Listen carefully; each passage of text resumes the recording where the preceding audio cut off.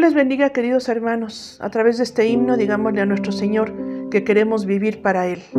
Para nosotros el vivir es Cristo. Vivo por Cristo en la santidad. Quiero servirle en fiel lealtad. Quiero agradarle en todo aquí.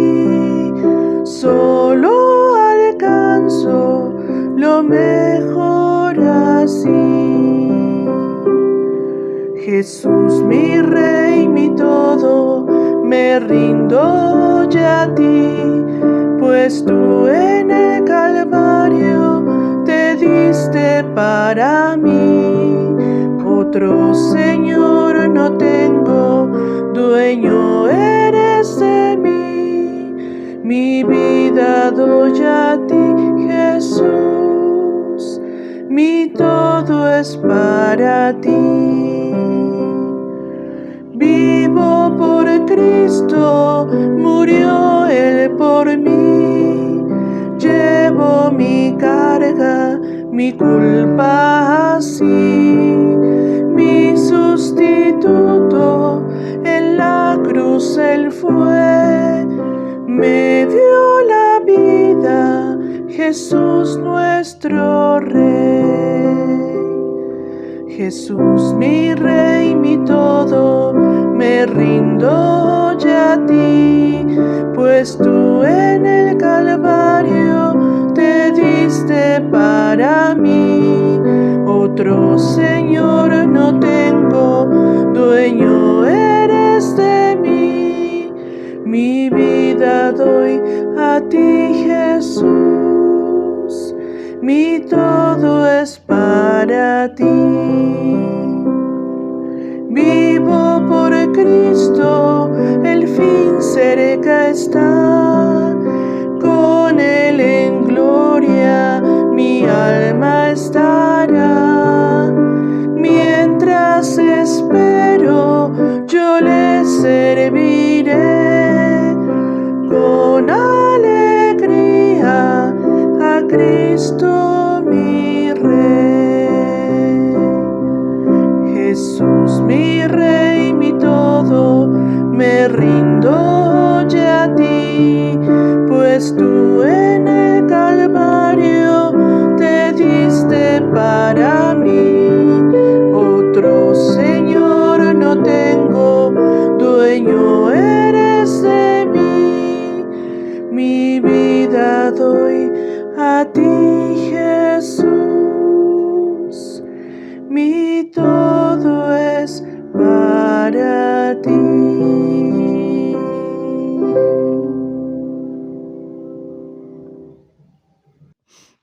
Amados hermanos, agradecemos al Señor la oportunidad, el privilegio de compartir su palabra. Hoy tenemos un tema especial durante todo este confinamiento. Cada mes que normalmente predican nuestro equipo local, estamos predicando otros textos para no predicar los que estaban asignados para ellos.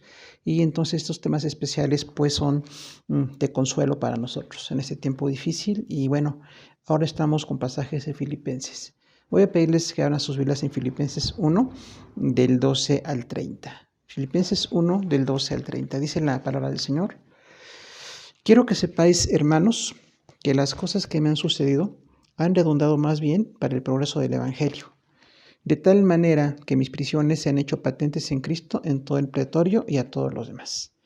Y la mayoría de los hermanos, cobrando ánimo en el Señor con mis prisiones, se atreven mucho más a hablar la palabra sin temor. Algunos a la verdad predican a Cristo por envidia y contienda, pero otros de buena voluntad. Los unos anuncian a Cristo por contención, no sinceramente, pensando añadir aflicción a mis prisiones, pero los otros por amor, sabiendo que estoy puesto para la defensa del Evangelio.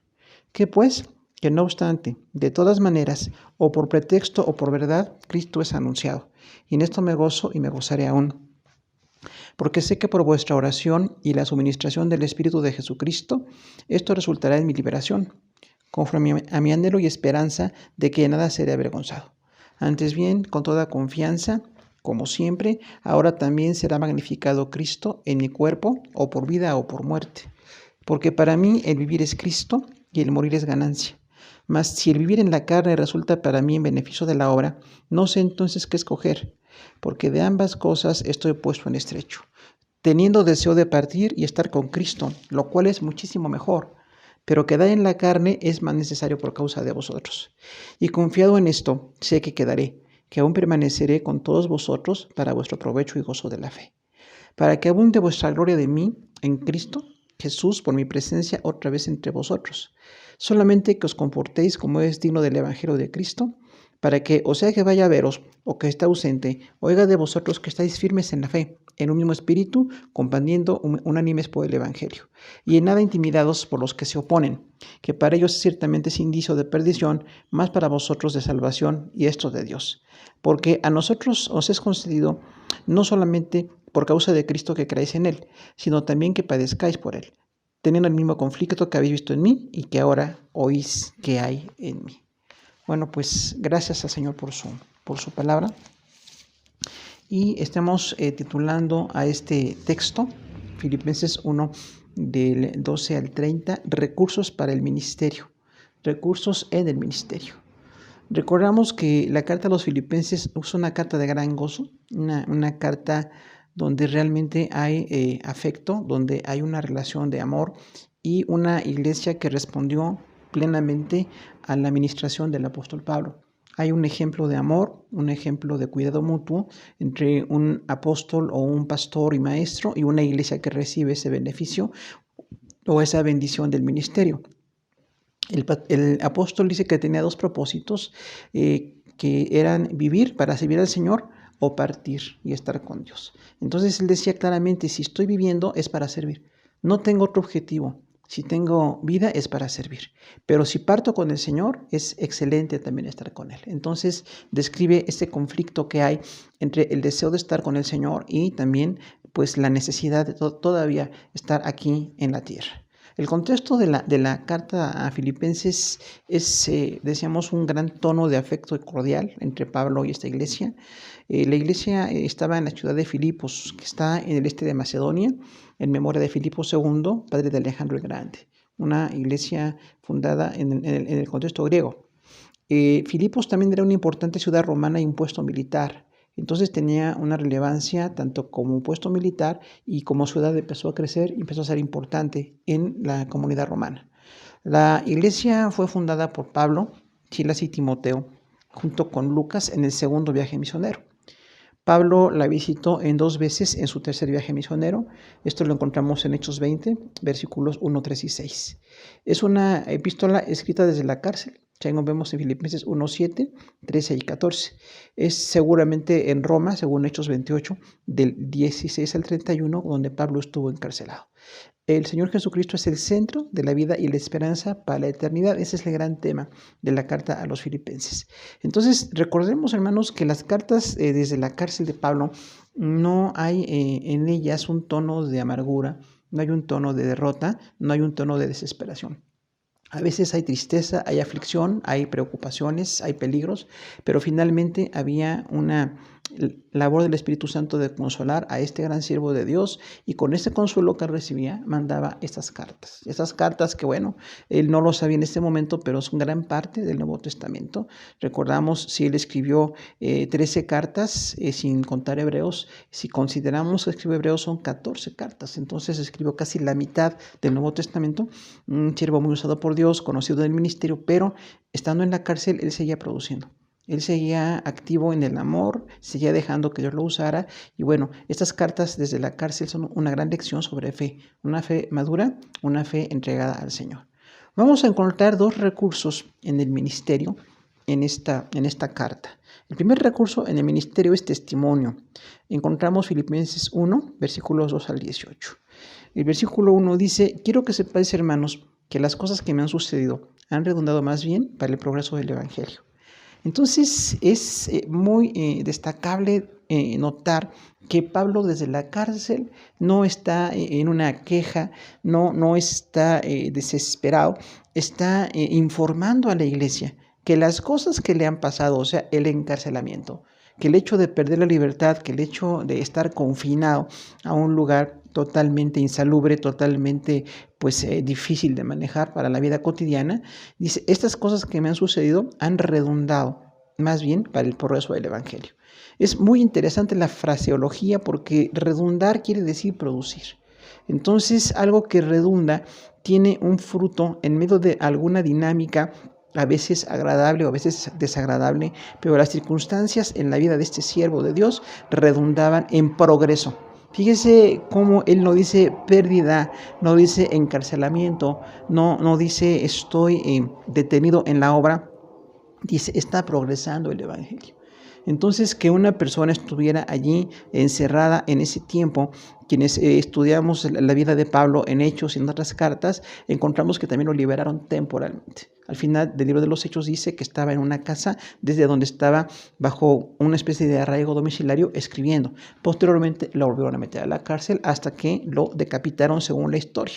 La Biblia no dice cómo murieron estos apóstoles, pero realmente la historia dice que lo decapitaron ahí en Roma. Entonces él decía, está siendo productiva la cárcel, está siendo productiva la persecución, está siendo productivo el que yo esté aquí perdiendo mis derechos como ciudadano, que esté perdiendo mi libertad, que esté alejado de mi familia, que esté sufriendo todo tipo de pérdidas. Esto produce una bendición en el Evangelio, un progreso. Dice el versículo 13, de tal manera que mis prisiones se han hecho patentes en Cristo en todo el pretorio y a todos los demás. Entonces es muy destacable notar aquí que Pablo dice mis prisiones, habla en plural, recordando esos encarcelamientos que hubo, alguno temporal, otro definitivo, pero dice estas prisiones se han hecho patentes en Cristo. O sea, hay una relación directa con la obra de Cristo y con la vida de Cristo en un siervo que está en la cárcel. Y él decía, estoy en la cárcel, pero mis prisiones se han hecho patentes en Cristo. Toda la gente que conocía a Pablo, recordamos que fundó varias iglesias en el libro de los Hechos y por las cartas paulinas también encontramos el nexo apostólico y pastoral de este hombre. Entonces conocía a varias iglesias y de estas iglesias decía, bueno, todos los que me conocen se ha hecho patente en Cristo que mi prisión es productiva. Que el momento que estoy pasando tan difícil, finalmente para la gloria de Dios es que estoy produciendo. Aquí vemos una gran actitud constructiva, una actitud productiva, una actitud responsable de un hombre que podía haberse quedado encarcelado y ya no decir nada, ya no escribir nada, pero él estaba por lo contrario, tratando de ser productivo. Dice, en el pretorio y a todos los demás. El pretorio es el palacio de un magistrado romano. Ese es el pretorio. Ahora, el pretorio del que habla Pablo es la ciudad de Roma. Entonces se hizo un gran impacto en toda la zona gubernamental de la capital del imperio. Ahí en la capital del imperio hubo convertidos. Encontramos por las narraciones del Nuevo Testamento que hay varias personas que se convirtieron y estaban en la ciudad principal. Nada menos Pablo escribió la carta de doctrina por excelencia, que es Romanos. Y no conocía a estos hermanos, la escribió antes de estar allá y les habló mucho de doctrina. Había cristianos que estaban convirtiéndose cuando Pablo estaba libre, pero también cuando Pablo estaba encarcelado, seguía la obra de Dios. Esto nos recuerda que la obra de Dios no se puede detener. Por la misericordia de Dios, mientras tengamos vida, mientras tengamos la oportunidad, siempre ser productivos, siempre trabajando, siempre en la obra de servir a los demás, de edificar. Pablo testificó a muchos magistrados. Encontramos ahí a varios desde que estuvo en Jerusalén y en el viaje a Roma, totalmente confinado en un barco, donde quiera que llegaba predicaba. A las ciudades, a las aldeas, a los lugares pequeños o grandes, hasta que estuvo en la gran capital de Roma. Dice, en este pretorio a todos los demás les ha sido patente que mis prisiones son para la gloria de Dios. Dice el versículo 14, y la mayoría de los hermanos, cobrando ánimo en el Señor, con mis prisiones se atreven mucho más a hablar la palabra sin temor. Sin lugar a dudas, una gran lección de la vida de un siervo verdadero, un apóstol verdadero, un hombre que impartía la palabra, que fundaba iglesias, que enseñaba, que corregía, que tenía una gran labor pastoral y misionera. Y dice, la mayoría de los hermanos, o sea, no son todos. Pasa que desafortunadamente a veces en la iglesia no todos reaccionamos a una gran enseñanza, no todos reaccionamos a una lección de vida o no todos reaccionamos a un sufrimiento de un siervo de Dios como el apóstol Pablo. Pero dice, la mayoría cobró ánimo en el Señor, o sea, están motivados en el Señor.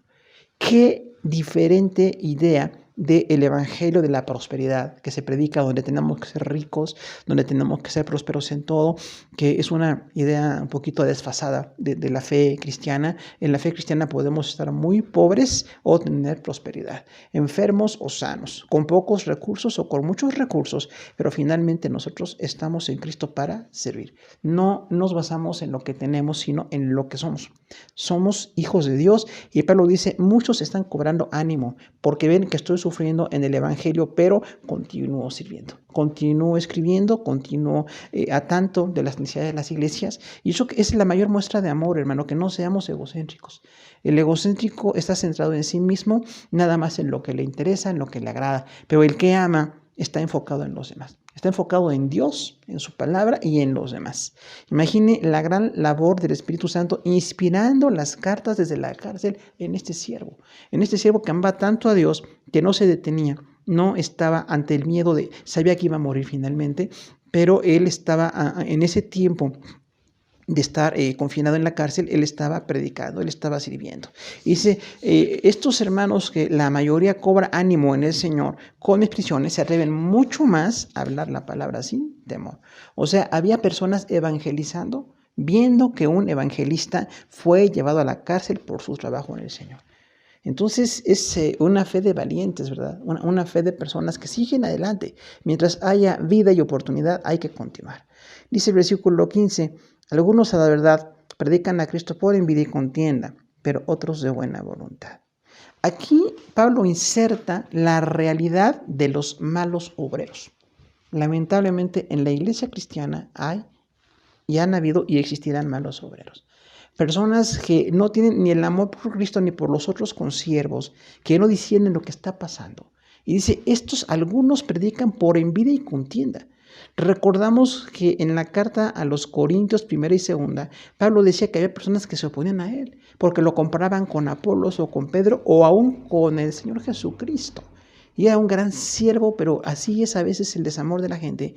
Y dice que tenían entonces envidia y contienda. Envidia posiblemente no estaban contentos con la prosperidad ministerial.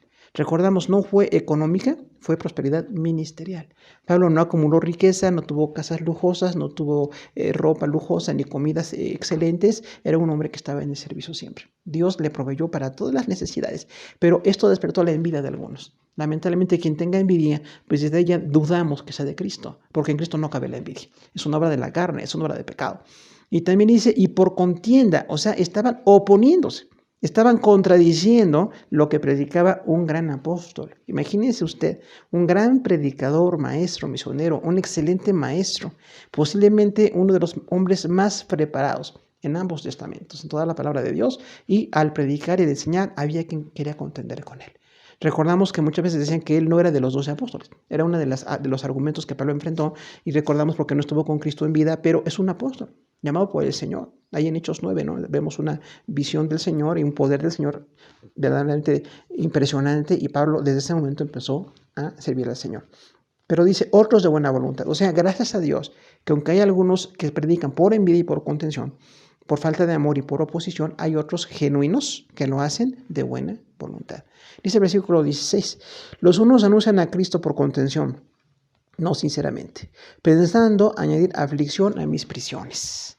Entonces aquí nuevamente se describe a los malos obreros y dice que predican a Cristo por contención y no sinceramente, o sea, por oponerse y con una insinceridad. Son falsos por estar enfrentando los conceptos de Pablo, la vida de Pablo, la enseñanza de Pablo, posiblemente hasta las cartas de Pablo. Y Pablo era un buen siervo, ¿no? Como humanos, pues ninguno es perfecto a la vista de los hombres, somos perfectos a la vista de Dios, pero Pablo, que era un excelente siervo de Dios, tenía personas que estaban por contención y con falsedad, atacando la predicación, atacando lo que se decía, nada más con el deseo de oponerse a Pablo. Y también dice no sinceramente, o sea, no eran genuinos. Recordamos que la palabra sincera viene de aquellas pues arcillas que se manejaban y alguna alfarería que se fracturaba y le ponían cera. Y nada más con un cierto tipo de laca quedaba como nueva, pero era sincera. O sea, decía el comprador, no tiene cera porque al calentarla o al ponerla en lugar se va a fracturar. Entonces, estos que tienen apariencia, tengamos cuidado. Hay muchas personas que aparentan ser siervos de Dios, o que aparentan predicar, o que aparentan estar en la obra de Dios, pero están oponiéndose a otros siervos de Dios genuinos como Pablo. A Pablo le pasó. Dice ahí, pensando añadir aflicción a mis prisiones. O sea, no solamente ya la aflicción de la prisión, le querían añadir aflicción. Querían que Pablo supiera que estaban predicando algo diferente. En varias ocasiones decíamos, 1 y 2 Corintios, dice, predican otro evangelio. Hay otras cartas donde dice que decían que ya había venido la resurrección o que ya Jesús había llevado a la iglesia. Había una cantidad de errores doctrinales. Por eso la iglesia tiene que estar muy enfocada a una depuración doctrinal. Tenemos que ver qué dice la palabra de Dios y siempre estar dejando que la palabra nos forme para que no seamos influidos por personas que no están ni con toda la palabra ni con toda la sinceridad. Dice el versículo 17, pero otros por amor, sabiendo que estoy puesto para la defensa del evangelio. Entonces, aquí Pablo, gracias a Dios, que pone así como contrapeso a esos malos obreros. Dice, pero hay otros que lo hacen por amor. Versículo 15 también dice de buena voluntad. O sea, hay buenos obreros, gracias a Dios.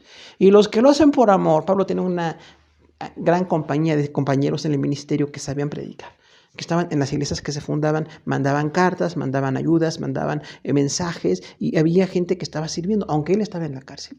Y dice Pablo, pero otros lo hacen por amor, sabiendo que estoy puesto para la defensa del evangelio. Aquí dice para la apología, o sea, es definición y defensa de la fe. Eso es la apologética en teología, definición y defensa de la fe. Primero definirla para ver qué creemos y defensa para oponernos a lo que no es la fe. Realmente lo que se predica falso, hoy que tenemos una invasión de falsos evangelios o falsos ministerios, falsas enseñanzas, tenemos que decir por qué no estamos de acuerdo con eso. Porque si estamos de acuerdo con lo que predican algunos o la interpretación correcta, el compromiso con la palabra que tienen algunos. Y lo hacen por amor. O sea, gracias a Dios que estos consiervos lo están haciendo porque aman al Señor y aman la obra. Entonces, y están reconociendo, parece que los buenos obreros lo hacen por amor al Señor y por amor a los demás. Por eso se nos quita lo egoístas. Amamos a Dios y amamos a los demás. No me amo nada más a mí mismo. Y aunque había algunas dificultades siempre en el ministerio, pero dice, lo hacen por amor, por ágape, y saben que yo estoy puesto para defender el evangelio. Reconocían en Pablo a un gran siervo. Aún el apóstol Pedro en sus cartas dijo, entendemos que el hermano Pablo tiene un conocimiento muy superior. Tiene reveladas cosas, entendidas cosas que los demás se nos dificulta mucho entender, pero él es un gran siervo, y él lo dijo uno de los principales pastores de Jerusalén, Pedro, pero no falta algunos, como decía anteriormente, que estaban oponiéndose a la enseñanza. Entonces, nosotros vemos allí que también dice el versículo 18, que pues, que no obstante, de todas maneras, o por pretexto, por verdad, Cristo es anunciado, y en esto me gozo y me gozaré aún. Entonces, Pablo termina con gozo. Hermanos, un cristiano maduro tiene que acabar con gozo. Que la administración del Espíritu Santo, que la obra del Señor, que la oración, que el buscar la palabra, siempre nos debe a gozarnos. Porque estamos pasando situaciones muy difíciles. Pablo estaba exactamente en la cárcel y dice, aún así me estoy gozando. Me gozo en la cárcel. Porque no obstante, o sea, no hay obstáculo en estas conductas de los malos obreros que predican por esas razones equivocadas. Dice, de todas maneras, o sea, Pablo entiende que la meta final es que haya una predicación del evangelio. Y aún aquellos que estaban oponiéndose, que estaban buscando ser adversarios en la fe de Pablo, que estaban descalificando a Pablo, él dice, o por pretexto o por verdad. O sea, pretexto es una razón falsa, eso es un pretexto, ¿ya? Entonces, algunos usaban como una razón falsa la predicación con otro tipo de motivaciones, muy diversas. Encontramos en el primer siglo la cantidad de herejías, cuando vemos en teología histórica o cristología, un poquito cuántas malas enseñanzas hubo acerca de Jesús, acerca de la palabra, acerca de la divinidad, y sin embargo los apóstoles puestos por el Señor estaban ahí predicando la palabra y basados en todo el Antiguo Testamento que tiene pues todo el contenido doctrinal para la iglesia, ¿no? Dice, por pretexto, por verdad, Cristo es anunciado. Me gozo en esto y me gozaré aún. Usa la palabra proclamación. O sea, están proclamando a Cristo. Aún estos que lo hacen por falsedad, por contención, no sinceramente, que añaden aflicción a las prisiones de Pablo. Dice, bueno, esas personas que no son buenos obreros, pero yo estoy poniendo allí en mi corazón a los que sí lo hacen de buena voluntad, a los que lo hacen por amor, sabiendo que estoy puesto para esta defensa del evangelio y de todas maneras Cristo es anunciado. Unos con falsedad, con oposición, con adversidad y otros con genuinidad. Y esto es la razón de mi gozo. Cristo es anunciado. Me gozo en esto y me gozaré aún. ¿Qué madurez tan grande se requiere para decir, bueno, hay algunos que están predicando no precisamente lo exegético, lo correcto en la palabra, están descalificando a otros, están hablando mal de otros, murmurando de otros, oponiéndose a otros siervos, y sin embargo, en esa madurez espiritual que tenía el apóstol, dada por Dios, dice, me gozo de que aún por buenos y malos obreros el Señor es anunciado. Está viendo evangelismo. Tenemos que recordar que hay una base para nosotros como un recurso, una ayuda para el servicio, y ese es nuestro testimonio. Nosotros tenemos que ser conocidos, no solamente por una proclamación en algún momento, quizás excelente, quizás conocidos, ahora que hay tanta gente que le gusta ser conocida. Pablo decía, no estoy buscando esto, estoy buscando ser genuino. Y nosotros tenemos como fruto que en medio de los conflictos y persecución hay resultados de la obra. Un cristiano siempre tiene que ser productivo. Que no nada más nos enfoquemos en la cárcel, ahora en enfermedades, en peligros, en tantas pérdidas que tenemos, sino que digamos, Señor, ¿para qué me tienes aquí? ¿Qué quieres que haga yo? ¿Dónde quieres que yo te sirva? Ese es el carácter de un siervo, Señor. No necesito que me forcen para servir. No necesito que me estén invitando, que me estén forzando. Yo quiero servir. Aún en la cárcel Pablo servía. Ve las epístolas de la cárcel, ¿no? Un gran contenido doctrinal, un gran contenido de madurez y una gran labor del Espíritu Santo. Entonces, Pablo nos muestra con su testimonio que aún con conflictos, con cárceles o con todo tipo de pérdidas, podamos seguir en la obra del Señor. Aún hablamos de la cárcel porque lo que estaba pasando Pablo. Podemos hablar ahí de enfermedades, de pérdidas económicas, de tanta muerte que nos rodea, y dice, bueno, todo lo que está pasando pasó en el contexto de Pablo, y lo que pasa en nuestro contexto, lo que nos rodea, lo que hoy estamos enfrentando, lo que escuchamos todos los días, lo que nos conmueve, lo que nos lastima, lo que nos lesiona, lo que nos preocupa, la vida de la gente, tenemos que seguir proclamando la palabra. Aún ahora por todos los medios que hay electrónicos, todas las redes sociales, estar proclamando palabra. Que seamos cristianos, que siempre estemos sembrando la palabra para que se haya un fruto. Pablo lo hizo en la cárcel y estaba teniendo fruto. Seguía habiendo convertidos alrededor por los hermanos que predicaban fuera de la cárcel, pero Pablo era un motivo de inspiración para ellos.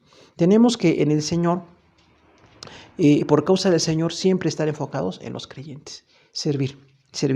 Pablo estaba predicando siempre, no tenía la idea concreta de todo lo que Dios lo usó en el Nuevo Testamento, como decíamos, pero realmente el ser productivo siempre trae bendición, hermano. Que no nos quedemos improductivos, podemos entristecernos, a veces nos enfermamos, nos debilitamos, nos afligimos, pero tenemos que continuar. Mientras el Señor nos dé fortaleza, tenemos que continuar. ¿Por qué? Por causa del Señor. Estoy aquí en medio de tanto peligro, aún de infectar, de morir, de pasar tanto sufrimiento como estamos viendo, pero yo quiero continuar. Mientras Dios me dé la oportunidad, yo quiero continuar. En el Señor tenemos una gran fortaleza. Hay un valor para los ministerios. O sea, realmente Dios nos da la fuerza para continuar. No que nosotros seamos fuertes, la fortaleza viene de Dios. Nosotros realmente somos débiles, somos frágiles, pero personas como el apóstol Pablo que aprendían la fortaleza en el Señor nos dan una gran lección. Nosotros tenemos que fortalecernos. Usted fortalezcase en el Señor, continúe, sirva, no esconda talentos, no le quite al Señor y a la iglesia la obra que podemos hacer ahora. Aunque es tan distinta la plataforma, pero tenemos que aprender, tenemos que hacerlo. Hay un gran valor allí. Que también reconozcamos a los demás, hermano. Un buen creyente reconoce a los demás. No tiene celos, no se opone, no critica, no murmura. Solamente detenemos cuando hay pecado o mala doctrina. Son esas dos cosas. Pecado porque alguien que está en pecado no puede ser un siervo de Dios. Tiene que ser restaurado. Y una persona que trae mala doctrina tenemos que corregir. Por eso muy frecuentemente en la iglesia decimos, esta parte doctrinaria está bien, pero esta parte no. ¿Qué parte tenemos que estudiar? Tenemos que profundizarnos, tenemos que estar metidos con la palabra y con el Señor todos los días para ver lo que es bíblico y lo que no es bíblico. Y Pablo en su momento lo hizo, en su momento tuvo esa obra tan especial. Los malos predicadores tienen el propósito de contender y lo hacen con falta de sinceridad. Lamentablemente, como decíamos, no fue privativo del tiempo de Pablo o exclusivo, es a lo largo de la historia de la iglesia. En el Antiguo Testamento también hubo quien se opuso a Jeremías, nada menos, ¿no? Un gran siervo de Dios allí, o a Isaías. Pero los malos predicadores son propósito de contender. Tenemos que nosotros no caer en ese tipo de tentación. Sí podemos defender la doctrina, decir por qué no está bien interpretado algo. Lo decimos con amor, nunca con un sentido de superioridad, sino con una gran humildad, porque la palabra tiene que ser predicada perfecta. No hay oportunidad para que en la iglesia digamos, bueno, que cada quien predique lo que quiera, que no haya ninguna revisión, que no haya nada que se tenga que corregir. Tenemos que corregir. Aún en la iglesia local siempre estamos corrigiendo. Cuando podamos de manera presencial tenemos que corregir enseñanza y predicación, siempre guiados por la palabra y por el Espíritu. Esa es una iglesia genuina. Pero estas personas que tratan de contender, tenemos que hacerlas a un lado. No podemos detenernos por ellos, no podemos frenar la obra. Dice que lo hacen con falta de sinceridad. Esto es algo muy destacable porque los verdaderos predicadores son sinceros. No tienen intereses ocultos, no buscan una ganancia deshonesta, no tienen una segunda motivación, siempre con sinceridad. Tenemos que estar en el servicio con toda honestidad, que la gente conozca que somos honestos. No estamos, decíamos, en esa perfección como infalibilidad, sino una perfección como adecuados para la obra. Pero los buenos predicadores lo hacen con amor y con una motivación positiva, reconocen a otros ministerios. Entonces, nosotros podremos desde ya darnos cuenta claramente quién predica por amor. Quien está descalificando a otros, quien está atacando, quien está dividiendo iglesias, esto no viene de Dios, de ninguna manera. Está en contra de la palabra, está en contra del amor. Pero quien está predicando con amor, está reconociendo a otros ministerios, también es una grande bendición. ¿Sabe? Esto se llama el contexto de la fe. O sea que no puede haber un siervo de Dios o una iglesia que solo haga la obra. Siempre hay otras personas que nos pueden corregir y que necesitamos que también complementen y que también opinen para que nosotros corrijamos nuestro ministerio. Los ministerios donde no hay corrección se puede caer fácilmente en muchas herejías. Siempre aún ministerios muy reconocidos que manejan iglesias muy grandes o ministerios así muy diversos, siempre tenemos que estar corrigiendo. Una predicación, una palabra, una frase que no fue bien dicha, ¿por qué lo decimos? Tenemos que estar corrigiendo ahí. No lo decimos públicamente, no es el propósito, pero a nivel local o a nivel personal, siempre cuando alguien tenga alguna duda de algún predicador o alguna enseñanza, tenemos que con todo valor decir esto es correcto o esto no es correcto. Gracias a Dios que continúa. Muchos son buenos predicadores. Tenemos excelentes maestros, excelentes misioneros, excelentes escritores, pastores y maestros en la obra del Señor. Pero también, lamentablemente, continúan aquellos que no tienen sinceridad y que nada más quieren oponerse. La conclusión es que por muchas motivaciones, finalmente, la alegría de que el Evangelio sea predicado está en nuestro corazón. Gracias a Dios porque se predica a Cristo. Pero también quisiéramos que la gente predicara lo que es correcto. Lo que es correcto, y hay personas que lo hacen y decíamos, es una bendición para la iglesia a nivel mundial que haya buenos predicadores, buenos maestros. Más bien, excelentes predicadores, excelentes maestros. Un segundo recurso es la oración. Filipenses 1, del 19 al 30, dice ahí entonces versículo 19, porque sé que por vuestra oración y la suministración del Espíritu de Jesucristo, esto resultará en mi liberación. El recurso es oración. Oración. La oración siempre es un recurso. El primero fue testimonio, una prueba de fe, un impacto de lo que se hace en la obra de Dios para que otros sean edificados. Y el segundo recurso es la oración. La oración nunca va a acabar. Siempre podemos estar con ella. Y dice ahí Pablo que estaba convencido de que por la oración de la iglesia de Filipos, que era una iglesia comprometida, estaba orando por Pablo, sabía que estaba en la cárcel, estaba interesada en que hubiera liberación para este hombre. Si leemos el final de la epístola a los Hebreos, dice que estaba Pablo en la cárcel con Timoteo. O sea, finalmente Timoteo también estuvo en la cárcel con Pablo. No nada más fue un hijo en la fe, un ejemplo de predicador joven, fue en la cárcel por predicar la palabra. Después, posteriormente fue sacado, no lo mataron en ese momento, pero dice ahí Hebreos, al final, en la carta de Hebreos, estoy con Timoteo en la cárcel. Por eso pensamos que esa carta pudo ser escrita por el apóstol Pablo. Hay muchas evidencias. Pero dice ahí entonces, quienes están en la cárcel saben que están orando por ellos. Qué bendición tan grande que seamos gente de oración.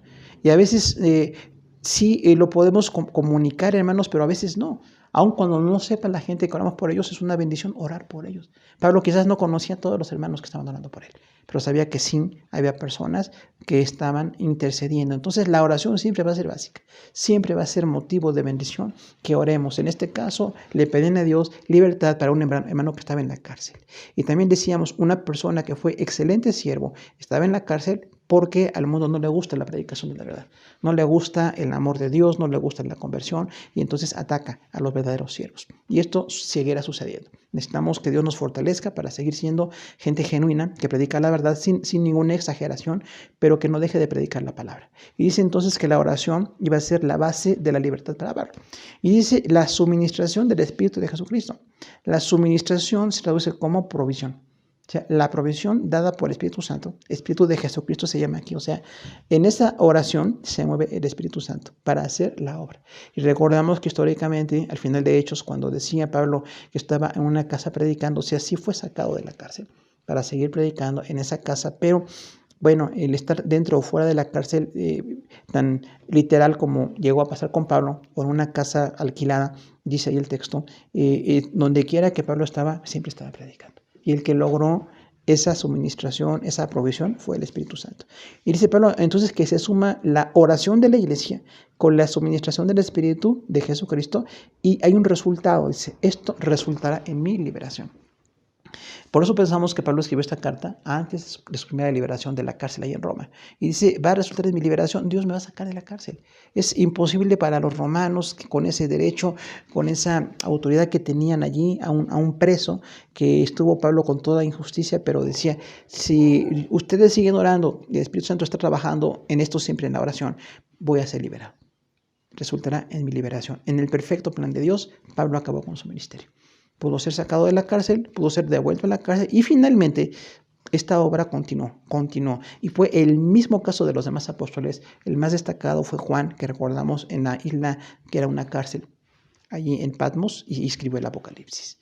O sea, grandes siervos de Dios, no los detiene la cárcel, no los detiene las pérdidas, sí es muy difícil, pero por la gracia del Señor siempre hay una suma de oración, la obra del Espíritu de Dios y también la liberación que puede venir, en este caso para un siervo como el apóstol Pablo. Y dice versículo 20, conforme a mi anhelo y esperanza de que nada será avergonzado, antes bien con toda confianza, como siempre, ahora también será magnificado Cristo en mi cuerpo, o por vida o por muerte. Fíjese usted la convicción que tiene ese siervo. Dice, es mi anhelo y esperanza de que nada será avergonzado. O sea, él esperaba ser un hombre con honra en el ministerio. Y indudablemente la tiene una honra muy especial como ministro del Señor, aunque fue decapitado en Roma según la historia. Sin embargo, toda la vida de este hombre fue productiva, fue honorable, fue de honestidad, fue de bendición, fue de una productividad. Y decía, y tengo la esperanza de no ser avergonzado. Qué bendición cuando sufrimos, cuando estamos en una cárcel como Pablo tiene esperanza. Esa es la labor del Espíritu Santo, es la labor de Dios, nos da esperanza. Y también dice otra palabra muy bella, antes bien con toda confianza como siempre. Entonces aquí pasa de esperanza y no ser avergonzado. La primera parte del versículo 20 dice con toda confianza. Tengo una convicción en que Dios va a hacer la obra perfecta, en que estoy trabajando bien para Dios. Y la iglesia que ora por mí en la cárcel me da una total confianza, como siempre. O sea, esta confianza con la que predicó desde que se convirtió, era la que tenía ahí en Filipos. A la iglesia de Filipos decía, aunque esté en la cárcel, tengo confianza de que siempre voy a estar sirviendo al Señor, de que aún puedo predicar, de que aún puedo servir. Tengo una convicción permanente de servicio. Y dice, un propósito de alta madurez. También será magnificado Cristo en mi cuerpo. Recordamos que la palabra magnificar es alabar o glorificar. Entonces dice Pablo, como siempre, cuando prediqué fuera de la cárcel, cuando hice los 10 misioneros, cuando prediqué en las diferentes ciudades, tengo la misma confianza, tengo la esperanza y el anhelo. Y sé que el Señor va a ser magnificado con mi cuerpo. O sea, en mi vida física, Dios se va a glorificar. Y eso es algo, hermano, que vemos también en Apocalipsis cuando dice que estimada es a los ojos de Dios la muerte de los santos. Apocalipsis 14. Realmente Dios ve la muerte de los santos, aún el sacrificio, la decapitación de este hombre, como un motivo de gloria. Porque terminó la carrera, no fue el único. Lamentablemente hubo miles de mártires en la iglesia cristiana. Todos conocemos la historia y tenemos mucho acceso a ello. Pero decía Pablo, yo aún con lo que pasa en mi vida, quiero magnificar al Señor en mi cuerpo. Qué bendición tan grande. No pensar en su cuerpo como un motivo de pecado o como un motivo de placeres no permitidos por el Señor, sino decía, en mi cuerpo el Señor se va a glorificar. Yo quiero, aún con la muerte, aún con el juicio que venga aquí en Roma, quiero glorificar al Señor. Y dice hasta la conclusión, o por vida o por muerte. O sea, es una disposición total.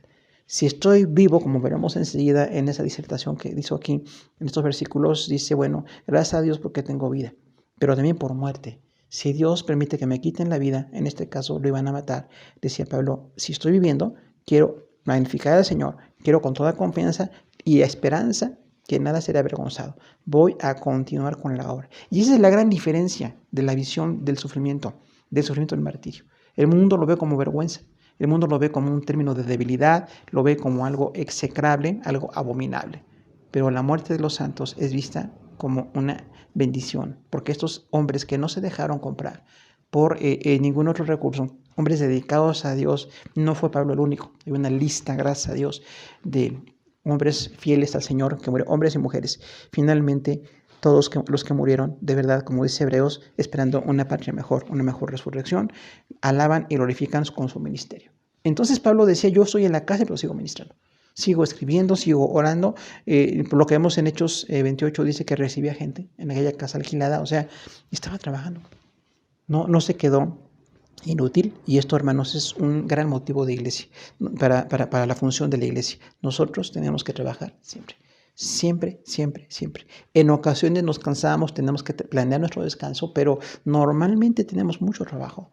Por la gracia de Dios. Tenemos que seguir trabajando, que el Señor sea glorificado en nuestra vida y aún con nuestra muerte. Dice el versículo 21 en su contexto, porque para mí el vivir es Cristo y el morir es ganancia. Versículo muy memorizado, muy citado por mucha iglesia, en muchos sentidos, en libros, en material impreso, ahora en material electrónico. El decir que para mí el vivir es Cristo y morir es ganancia es algo así como una definición de fe. Pero Pablo lo dijo cuando estaba en la cárcel. Vivía con gozo en la cárcel porque Cristo era el centro. Cuando Cristo es el centro de la vida, podemos tener gozo. Cuando el centro de la vida no es Cristo, vienen muchas aflicciones. Parece fácil ante el mundo, pero nos vamos a complicar. Sin embargo, quien vive en Cristo, como Pablo, que prefería estar en la cárcel que negar a Cristo o dejar de predicar la verdad, decía, bueno, para mí el vivir es Cristo. Si tengo vida, mi centro de vida, mi centro de destino, mi centro de propósito es Jesús. Yo tengo en Jesús el centro de mi vida. Él es lo más importante. No importa que yo pierda, que yo envejezca, que yo esté en la cárcel, que yo no esté como me gusta físicamente, quizás, o económicamente, o familiarmente, pero estoy viviendo por Cristo. Y el morir es ganancia. O sea, llegar a la muerte como ganancia es también una alta prueba de amor por el Señor. Nosotros siempre vemos la muerte como pérdida. De hecho, la palabra tánatos, muerte, significa separación. Se separa el espíritu, el alma y el cuerpo. La segunda muerte es ser separado de Dios, que es más grave. Por eso es importantísimo que la gente tenga pacto de salvación con el Señor, se arrepienta y esté en Cristo. Pero dice Pablo, bueno, estoy totalmente convencido de que si yo es por Cristo y para Cristo. Pase lo que pase en mi vida. Yo quiero estar con Cristo, quiero estar con Él. Dice, y el morir es ganancia. O sea, si llego a esa muerte, y Pablo sabía muy posiblemente que lo iban a decapitar, porque a los soldados romanos tenían la autorización de decapitar a los ciudadanos romanos. Las otras personas que no eran ciudadanas, a veces por crucifixión, que es muy, muy vergonzoso, como le pasó al Señor Jesús y a otros, como quizás Pedro y algunos otros de los apóstoles. Pero Pablo sabía que quizás el perder su vida aquí era una ganancia. Qué gran concepto decir, el morir es ganancia. Porque para lo normal que nosotros vivimos, las ganancias son cuando tenemos salud, cuando tenemos economía, cuando tenemos bendición, cuando tenemos prosperidad. Vemos ahí la ganancia. Pero Pablo dice, la ganancia para mí es morir. ¿Por qué? Lo describe enseguida. Lo describe en los últimos versículos. Dice versículo 22. Mas si el vivir en la carne resulta para mí en beneficio de la obra, no sé entonces qué escoger.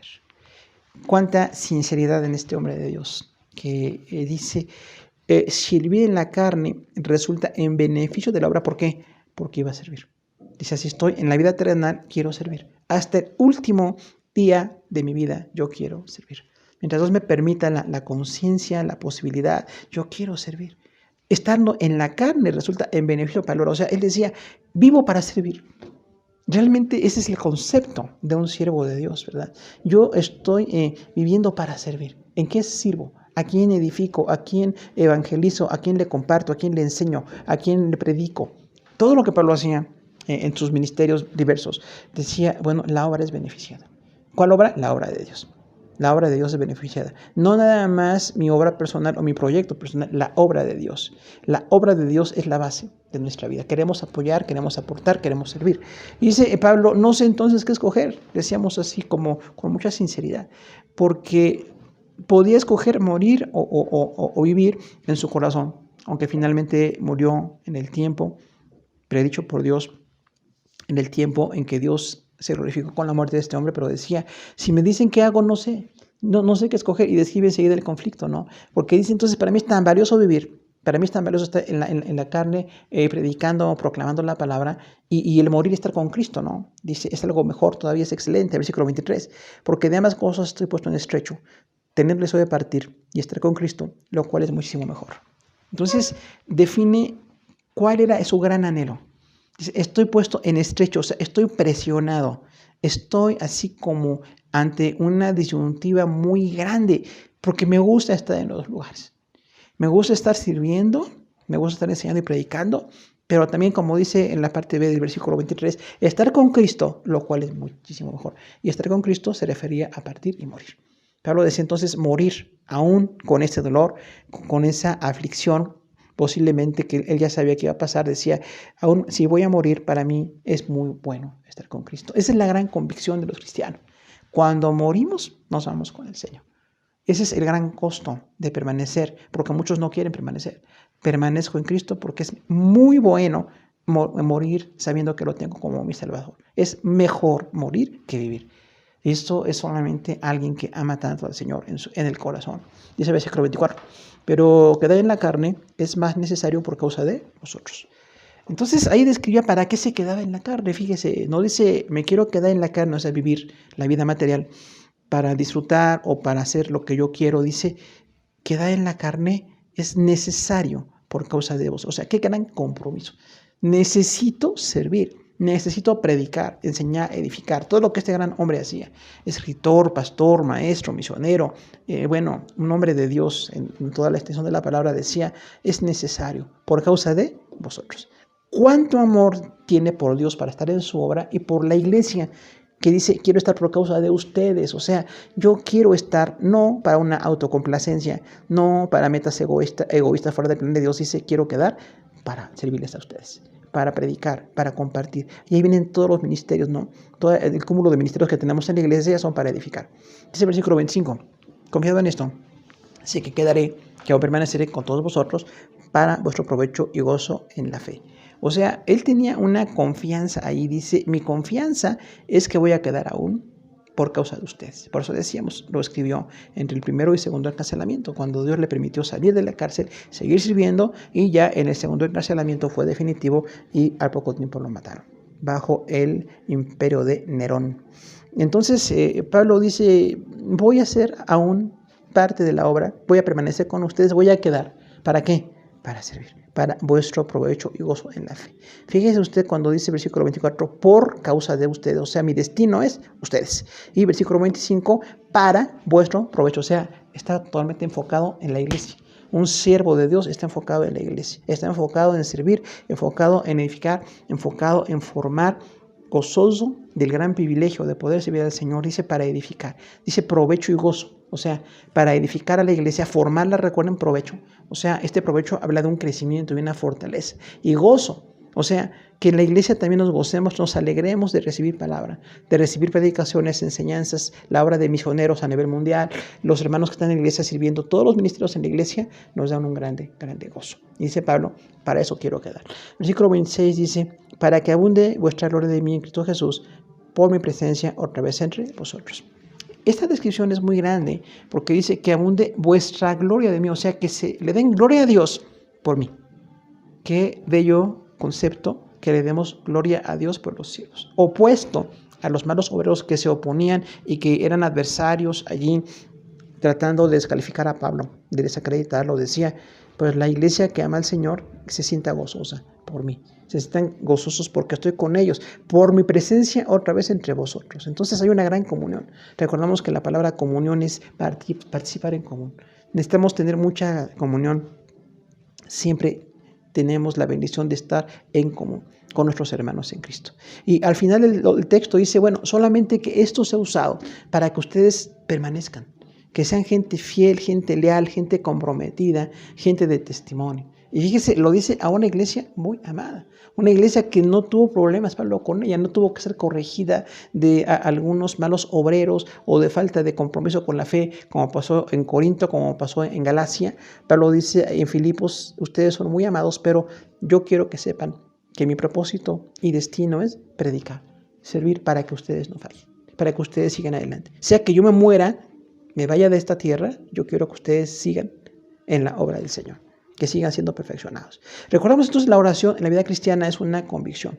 El Espíritu Santo nos ayuda a interceder y dar respuesta a grandes necesidades. El diseño de Dios. El diseño de Dios es que nosotros oremos. Dios puede hacerlo todo, pero siempre pide que oremos. Su proyecto es que nosotros oremos.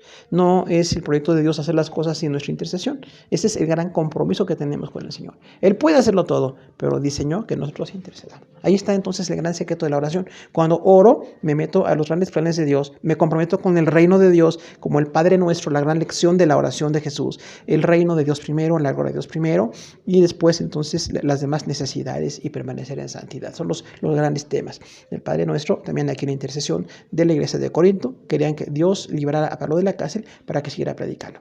Pablo decía, si soy librado, quiero seguir sirviéndoles, y si voy con el Señor, me voy a estar también gozando por estar en la presencia. La expectativa es la fe y deseo de glorificar al Señor con la vida o con la muerte, o sea, siempre aportar.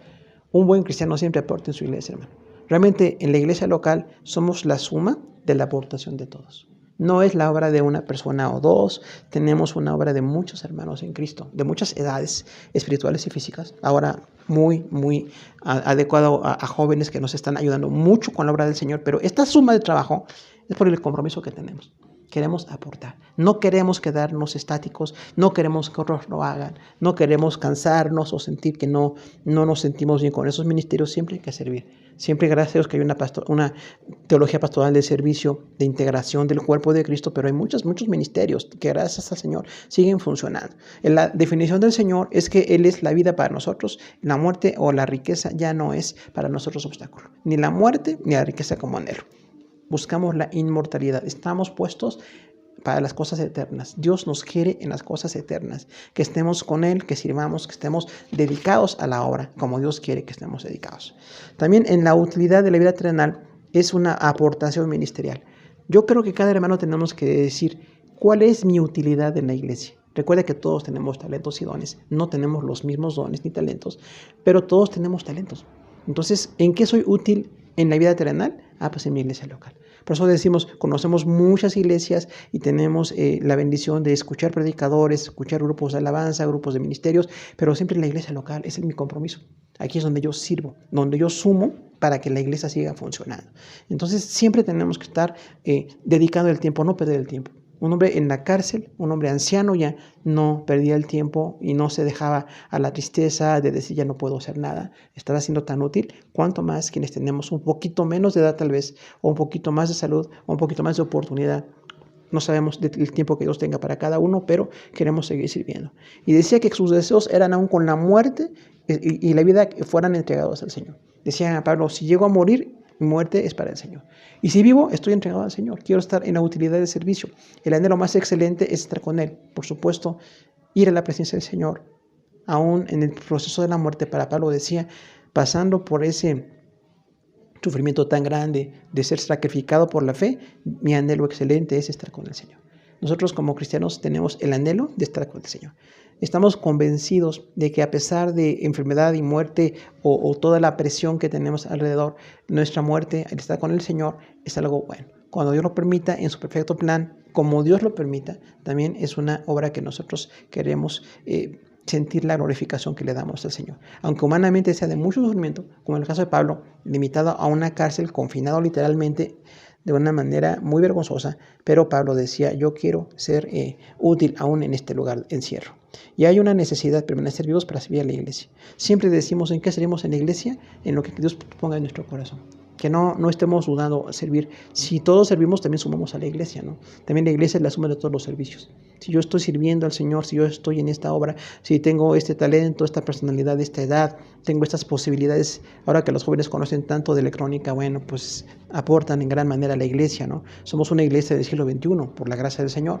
Entonces, tenemos que ver esto, ¿no? Y los que son muy niños también tienen su aportación en la iglesia, los adultos, los ancianos, todos podemos aportar algo en la iglesia. Si todos nos preguntamos, ¿qué estoy aportando en mi iglesia local? Aún ahora que lo vemos de una manera electrónica, las reuniones virtuales, estamos teniendo la bendición de ver testimonios, de ver gente que se entrega al Señor y ver también hermanos que están sirviendo, aun cuando no teníamos los antecedentes, ¿no? O toda la cultura que tienen los que saben de redes, pero nosotros damos gracias a Dios por el servicio. Y hay una confianza que con nuestra vida tenemos una comunión, crecimiento y alegría. O sea, finalmente vamos a llegar a esa obra de perfeccionamiento.